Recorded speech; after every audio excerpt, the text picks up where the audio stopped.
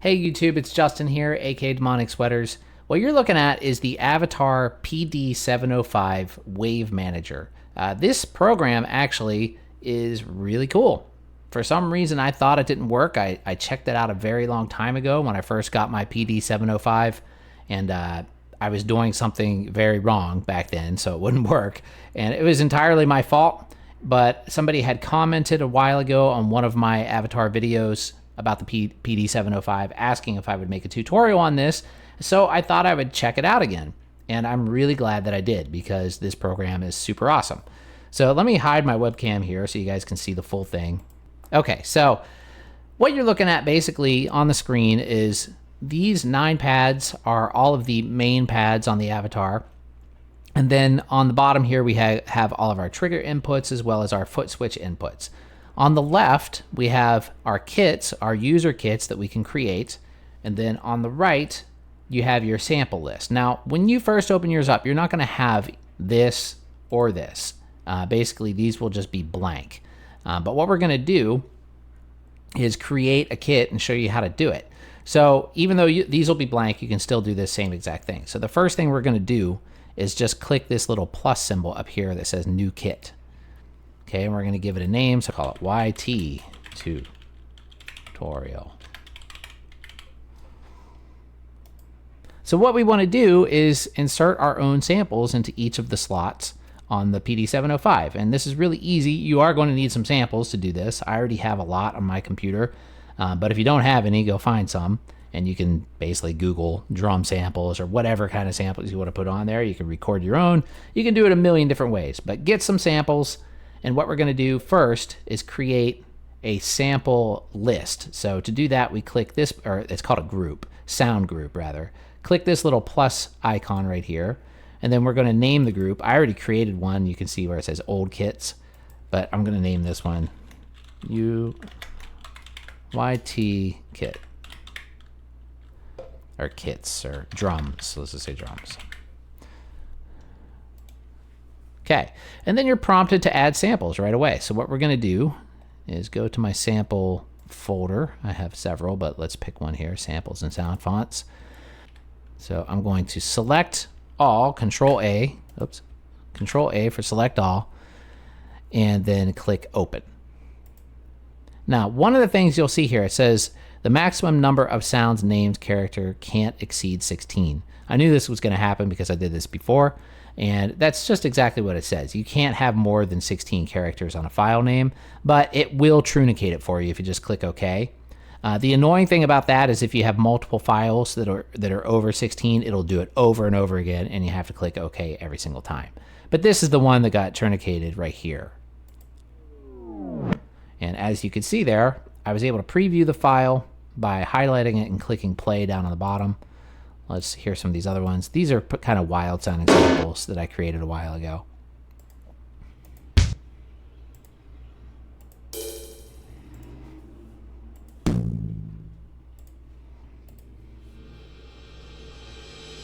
Okay, now those are pretty cool. Let's add some more though. That's not quite enough for what I want to do. So let's go ahead and now we already have a group. We can just add more files to the same group by clicking this second plus symbol over here. Oh, here we go.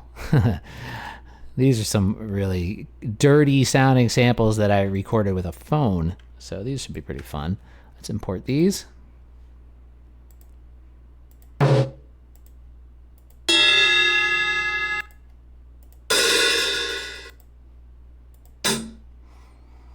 Okay.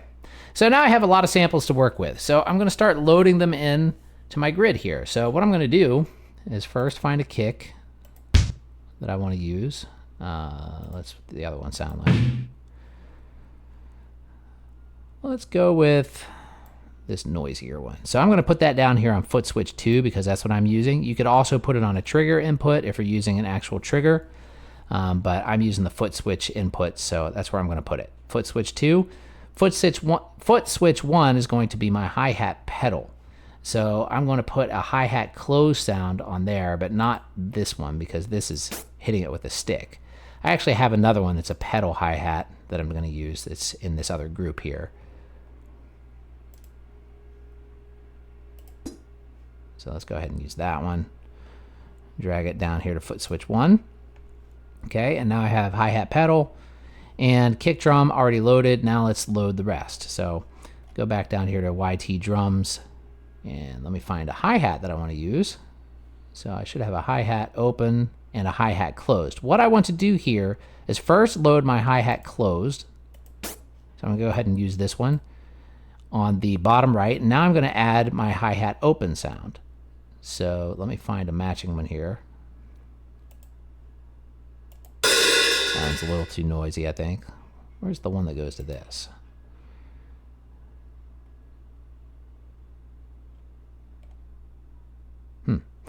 Well, whatever. I guess I'll just have to use... Oh, well, let's go up here and use one of these.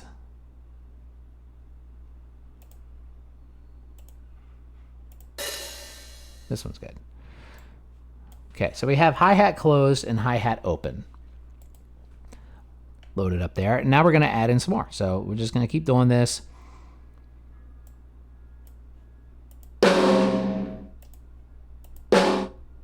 Use this shorter snare here. But I'm also going to add a second sample. That one sounds very similar, actually. What's this one? I'm going to add this one on here as well.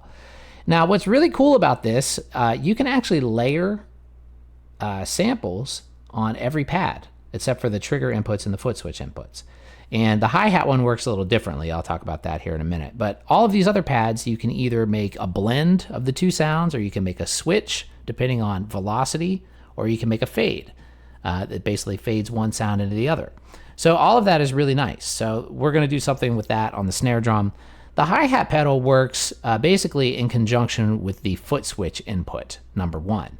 So if you have hi-hat closed on the top, you put the hi-hat or open on the bottom. Then when you play without pushing on the hi-hat pedal, you will get an open sound and a closed sound when you push on it. So that's how that one works. It's just a little bit different.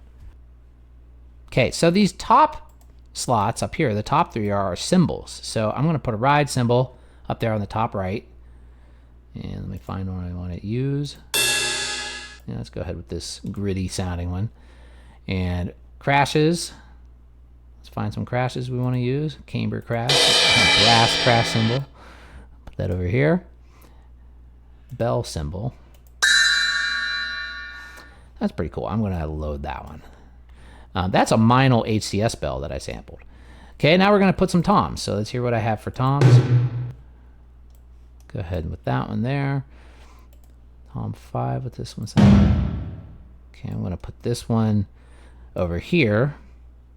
The middle, what can I do? I think I have a funky sounding. What's this one sound like? I already used that one. Oh, box tom. This is the one I was looking for. So let's put that one in the middle. And over here on my left, I'm going to put another kick drum over there because that's kind of cool to have sometimes. So let's use the same kick drum sample that I used before, which is, I believe, this one. Yeah. So that way you can use basically your left hand as a double kick drum. Okay, so the way that this works, I don't even have the avatar hooked up to the computer. That's not how you do it. What you need is a USB thumb drive. And what you're going to do is plug that USB thumb drive into your computer, and then you're going to click export here, and then make sure that you select the drive, and it's going to create a file named padcontent.hppd. And you can see I already have one in here, but I'm going to erase that one or write over it. You cannot rename this file. This file has to stay named that or it will not work. So make sure you leave it named padcontent.hppd and then click save on your USB drive. And then it's going to generate the file. Okay, and now everything is on that USB ready to load into my PD705. So let me show you how to do that next. All right, I've got my USB stick plugged into the back, and what we need to do to access it is to hold down setup and OK at the same time. Then it'll bring you to a USB menu after a couple of seconds. So what we're going to do is press the arrow down to load, and then select Kit. If you press the select button, it scrolls through the menu items there. So we're going to press select until Kit is selected, and then press OK. Now here it'll ask you if you want to cancel, update, or append. Since I already have custom kits in here, I'm going to append. So let's go ahead and press select, and then OK. And now it's importing that kit that we just made.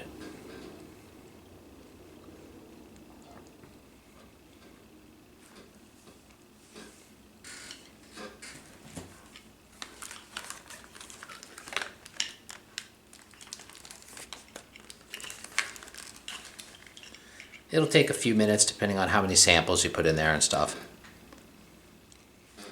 Okay, and then it'll restart after it loads the kit. Just let it restart.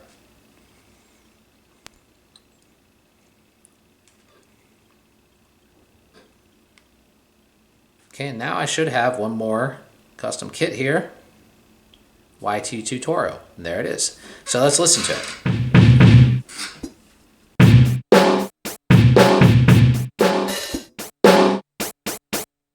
That's what I selected as the hi-hat?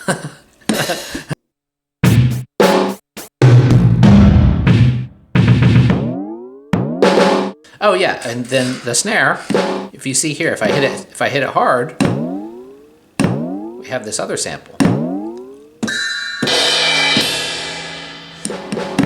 Let me show you what else we can do with that. So let's go here to Wave. And then you see that B, when I hit it hard, you'll see B selected, and it says snare off slide. That's the second sample that I selected. If I tap it soft, it'll show snare 2, which is the first sample. So what I want to do actually is go down here. Oops, push the wrong button. You want to press select. And instead of switch, I'm going to change this to mix. And I also want to select my layer point, and I'm going to lower that all the way down.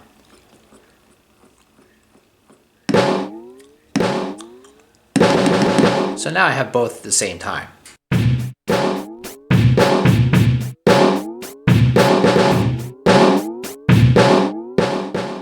If I hit really soft, it's not there, but you can basically select the point of velocity you want that other sample to come in.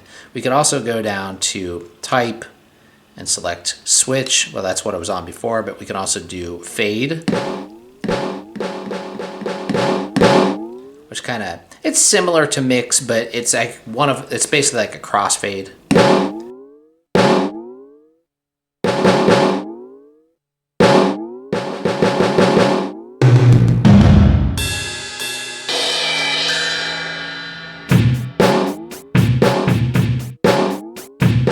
I'm not hitting very hard because it's late and I have neighbors.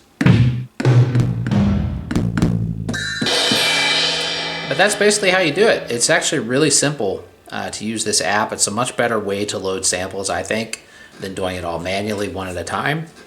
And as you can see there, it's, basically allows you to add your own custom kits, and then you can go in and you can modify them. I don't know how I ended up with 2 OK kitties in here.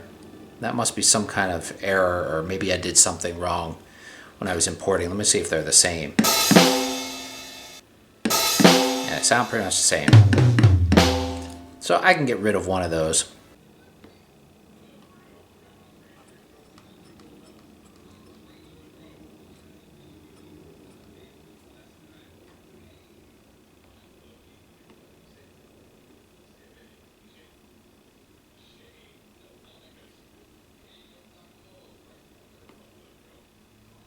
Okay, now I should have YT tutorial and OK Kitty. There we go.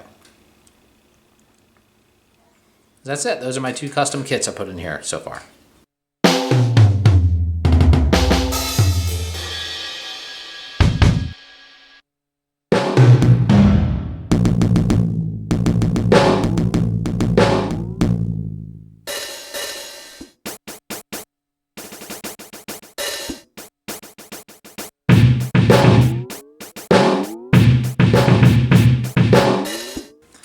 You can also go through and set up panning and things like that if you want.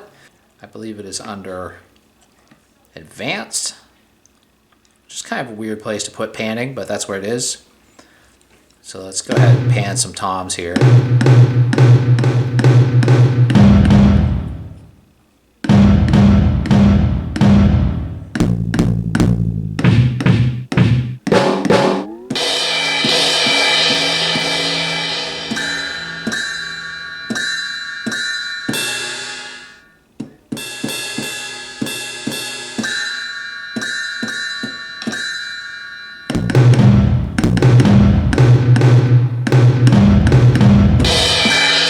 can also adjust your levels. Now, on custom samples, you can't adjust the muffling. It does not allow you to do that. But you can adjust the pitch and the tuning. So, for example, I can change that.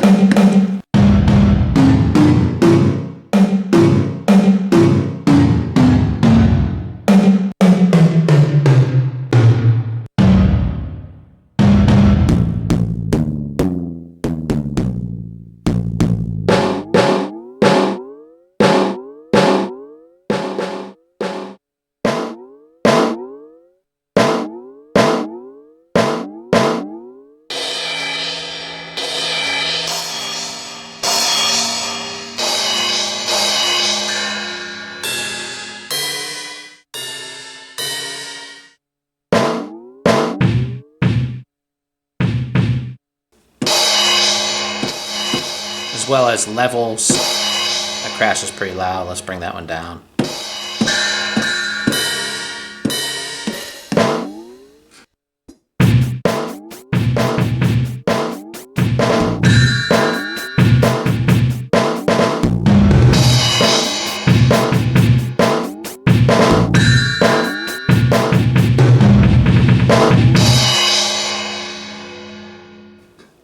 Once you're finished making all of your edits, just press OK, and then that'll save the kit, and then press Kit to get back to your main menu, and there you go. Pretty rad. All right, that's all for this one, everybody. Thanks for watching. Don't forget to like and subscribe. Follow Demonic Sweaters on your favorite streaming music service. We have a brand new album out, and it's called Is That You? And stay tuned on the channel for more videos. And once again, thanks for watching, everybody, and I'll see y'all really soon. Have a great day.